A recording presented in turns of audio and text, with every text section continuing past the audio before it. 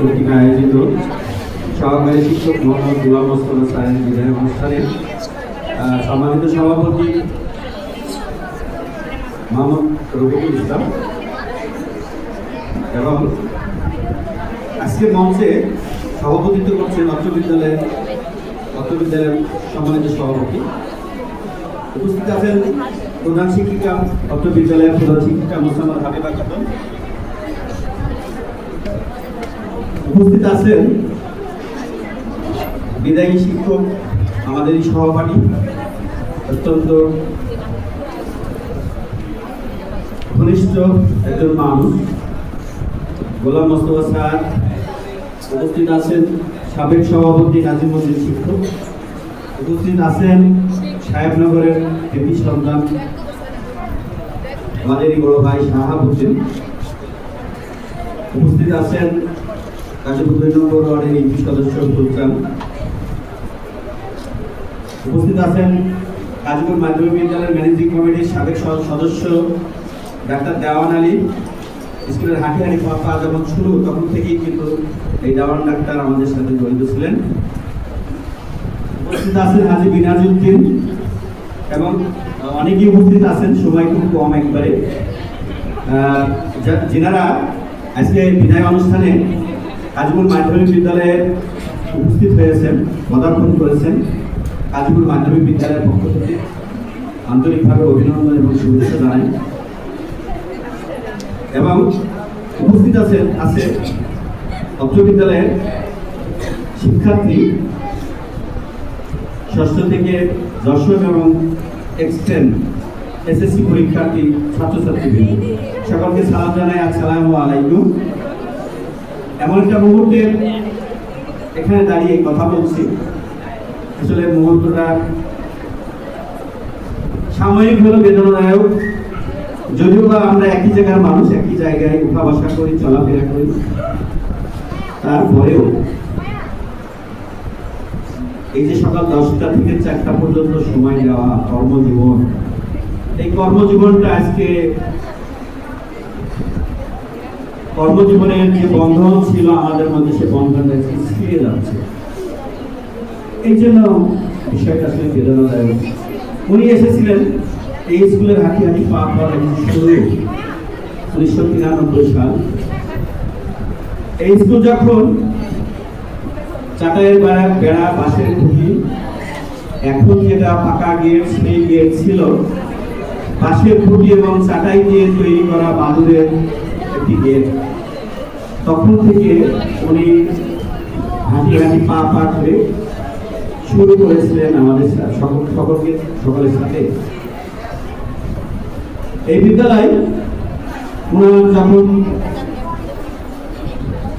পদার্পণ এবং শুরু, মাঝে মাঝে এই বিদ্যালয়ের বিল্ডিংগুলি, ঘরগুলি, চাটাইয়ের বেড়ার ঘরগুলি, তীরের ছাপড়াগুলি কালবৈশাখী ঝড়ে উড়ে যেত, আবার গুছিয়ে নিয়ে এসে এলাকার মানুষ, এলাকার যারা বিদ্যা অনুরাগী ব্যক্তি, তাদের সাথে নিয়ে আবারও ঘরগুলি ভাড়া করতেন এবং করতাম আমরা প্রধান শিক্ষিকা সহ।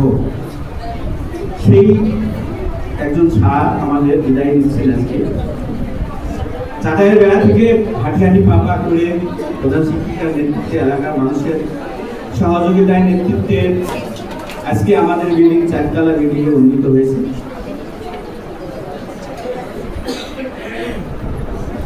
এই যে হাঁটি পা শুরু করে যাপন পর্যন্ত যে অবদান, এই অবদানের যে অংশীদারিত্ব, এই অংশীদারিত্ব আসলে ভোলা যায় না। যদিও বা আজকে আমাদের মাঝ থেকে বিদায় নিচ্ছেন, কিন্তু আমরা সকলেই একসময় বিদায় নিব। আমরা যতদিন এই বিদ্যালয়ে কর্মরত আছি, আরো টিচার যারা আছে, যারা প্রতিষ্ঠাতা স্যার, আমরা তাদের প্রায়ই স্মরণ করব এবং আমাদের সাথে প্রায়ই মিশে থাকবেন। প্রিয় শিক্ষার্থীবৃন্দ, আজকে যারা স্যার, তারা পর্যায়ক্রমে বিদায় নিচ্ছে। আমরা সকলেই বিদায় নিব। একসময় তোমরা এই স্কুলের স্যার হবে, সব থেকে বড় কথা, যে জাতি যত শিক্ষিত সে জাতি তত উন্নত। যেখানে শিক্ষা প্রতিষ্ঠান বেশি সেইখানে শিক্ষার মান বেশি, শিক্ষার হার বেশি এবং সেই এলাকার উন্নয়ন বেশি। আজকে একটা কথা চিন্তা করো, যখন গাজীপুরে কোনো মাদ্রাসা ছিল না তখন কিন্তু আলেম বা হাফিজ কারি এইগুলি পাওয়া যেত না। এখন গাজীপুরে মাদ্রাসা হওয়ার পর থেকে কিন্তু হাফিজ কারি প্রায় অনেকে আছে। আজ যখন বেদবেড়ি সাহেবনগরের মাধ্যমিক বিদ্যালয় ছিল তখন কিন্তু বাড়ি বাড়ি ম্যাট্রিক পাস ছেলে বা ডিগ্রি পাস ছেলে খুঁজে পাওয়া যেত না। একটা ম্যাট্রিক পাস ছেলে যদি কেউ পাস করতো, 5 গ্রাম পাস পাড়ার মানুষ এসে তার সাথে দেখা করতে আসতো। এই সৌভাগ্য আল্লাহ আমাদের দান করেছেন যে আমরা গাজীপুর 2 নম্বর ওয়ার্ডে একটি শিক্ষা প্রতিষ্ঠান পেয়েছি এলাকাবাসীর সহযোগিতায় এবং প্রতিষ্ঠাতা টিচার যারা তাদের অবদানে শিক্ষা প্রতিষ্ঠান পেয়েছি।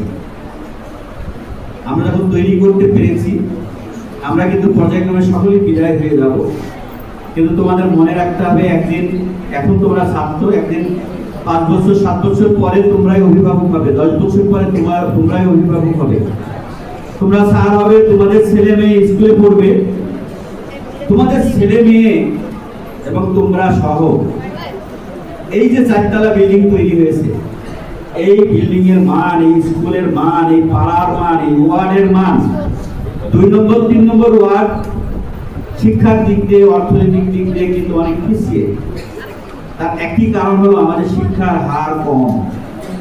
তোমাদের এই শিক্ষা প্রতিষ্ঠানের মান উজ্জ্বল করতে হবে। প্রিয় অতিথিবৃন্দ যারা এসেছেন তাদের কাছে আমি অনুরোধ করছি, এই 4 তলা বিল্ডিং এর মান যাতে থাকে, আমাদের ভুল ত্রুটি থাকতে পারে, থাকবে, যদি থাকে আপনারা আমাদের ভুল ত্রুটিগুলি ধরিয়ে দিবেন। সেই ভুল ত্রুটিগুলি থেকে আমরা শিক্ষা নিয়ে এই প্রতিষ্ঠানকে কিভাবে সুন্দরভাবে চালানো যায় এবং মানানসই একটা স্কুল বা সুনামধন্য একটা স্কুলে পরিণত করা যায়, আপনারা পরামর্শ দিবেন, আমরা পরামর্শ আপনাদের গ্রহণ করব এবং আপনাদের আমরা ধন্যবাদ দেব।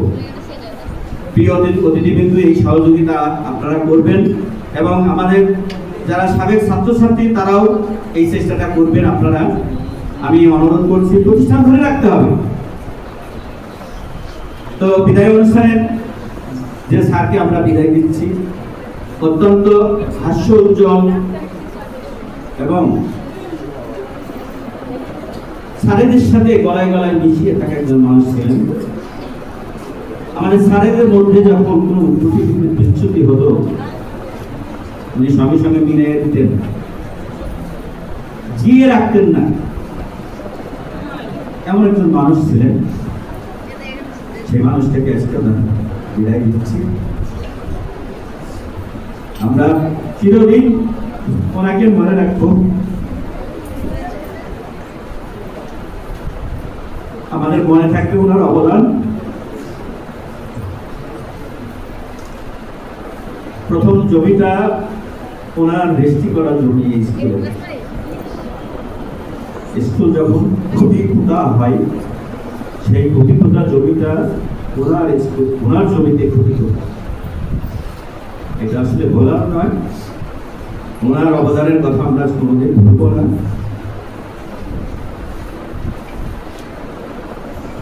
প্রিয় শিক্ষার্থীবৃন্দ এবং অতিথিবৃন্দ, মহান রব্বুল আলামিন মানুষকে সৃষ্টি করেছেন, প্রত্যেককে সৃষ্টি করার পিছনে কিছু না কিছু উদ্দেশ্য আছে এবং আল্লাহ এক একজনকে এক কর্ম দিয়ে সৃষ্টি করেছেন। শিক্ষক কথাটা কত যে মর্যাদা! একজন শিক্ষক কি পারে একজন মানুষকে, একজন ছাত্রকে যতই অন্যায় করুক, যতই অন্যায়ের সাথে জড়িত থাক, একজন স্যারের সামনে কোনো ছাত্র বা কোনো ব্যক্তি যদি, পাড়া গ্রামের মানুষও যদি এসে বলে স্যার আমার ভুল হয়ে গেছে, একজন শিক্ষকই পারে নির্দ্বিধায় ক্ষমা করে দিতে। এমন একটা পেশা। এবং মাইলস্টোনের ঘটনা সারা বিশ্বকে কাঁদিয়েছে, সারা বাংলাদেশকে কাঁদিয়েছে। মেহরুন্নেসা শিক্ষিকা প্রমাণ করে দিয়েছেন যে শিক্ষক কি জিনিস। আর এক বাবা মা, ছাত্র ছাত্রীদের আর এক বাবা মা হলো শিক্ষক। মেহরুন্নেসা তার জীবন দান করে প্রমাণ করে দিয়ে গেছেন।